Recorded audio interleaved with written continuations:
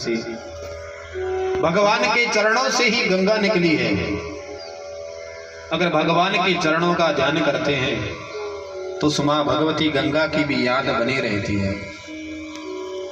अगर गंगा में स्नान नहीं कर सकते तो जब स्नान करते हो तो गंगा गंगा गंगा गंगा करोगे ना, तो उसका भी फल मिल जाता है। इसलिए कम वा दयालु शरणम व्रजेमः, ऐसे दयालु मेरे भगवान हो सकते हैं, अन्यत्र कोई नहीं हो सकता। इसलिए यहाँ पर सुखदेव जी महाराज की समाधि टूटी और उस शिष्य से कहने लगे, अरे तुमने जो श्लोक सुनाए उनको एक बार और गुनगुनाओ। इन श्लोकों में मुझे प्रीति हो गई। जिस निराकार का मैं दर्शन करता था आज वो मुझे साकार रूप में उसका अनुभव हो रहा है। तो शिष्य ने कहा, देखिए हमारे गुरुजी आइए हमारे संग में, हमारे गुरुदेव के पास में। और सुखदेव मुनि उन शिष्यों के संग में जा रहे हैं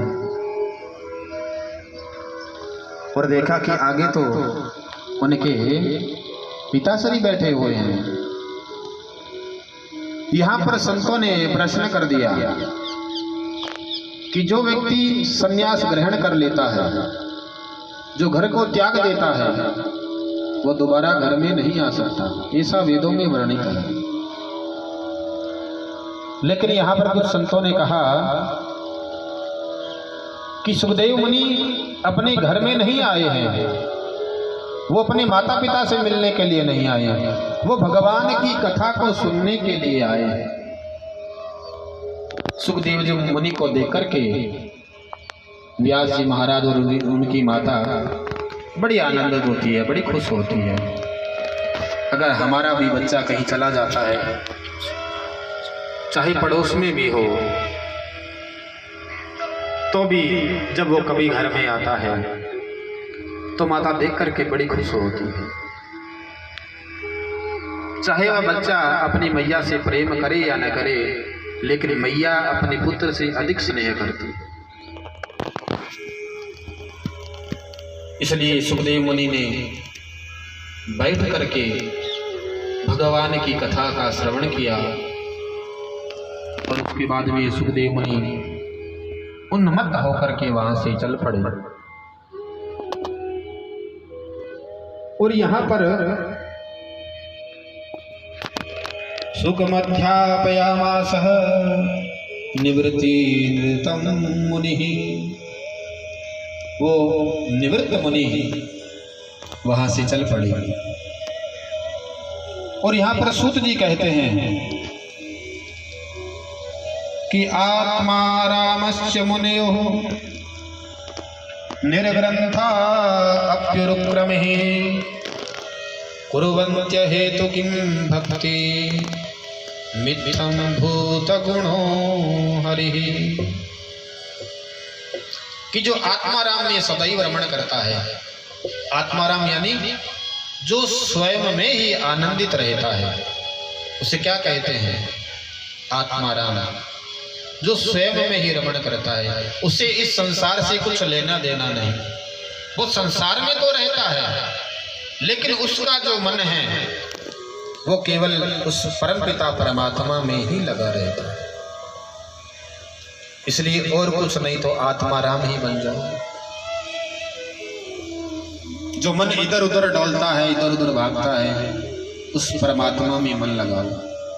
और मन को लगाने का एक ही सहारा है, भगवान का नाम संकीर्तन। वो अगर तुम्हारे जीवन में आ जाएगा, एक नियम बनाइए, सुबह या शाम को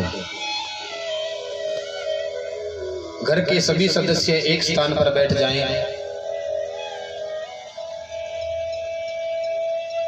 और भगवान का नाम संकीर्तन सदैव करें। ज्यादा नहीं आपको बैठना, चाहे आपने स्नान किया है या नहीं किया है। आपको सुबह 10 मिनट देना है और शाम को 10 मिनट देना है। 24 घंटे में से आपको 20 मिनट ही लेना है, आधा घंटा भी नहीं। आप कहोगे अरे आधा घंटा बहुत हो जाता है। 10 मिनट सुबह, जैसे आप लोग बैठ करके आधा दो घंटा लगा देते हो, समय का पता चलता है, अरे बहुत समय हो गया बातें करते करते, अब तो घर में जाते हैं।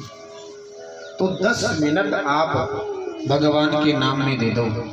मैं सबसे कहता हूँ 1 महीने के भीतर आपका जीवन बदल जाएगा। अरे जीवन में आए हो तो कुछ करके जाओ। इसलिए आत्माराम बनकर के अपने जीवन को निहार सकते हो। अन्यत्र कोई साधन नहीं है, अन्यत्र कोई बात नहीं है। इसलिए यहाँ पर सूत जी महाराज कथा प्रारंभ करते हैं महाभारत की कथा से। कथा तो अनेक थी, लेकिन महाभारत की कथा को ही क्यों चुना व्यास जी महाराज ने? उसके पीछे कारण था कि महाभारत की कथा में कौरव एक तरफ हैं और पांडव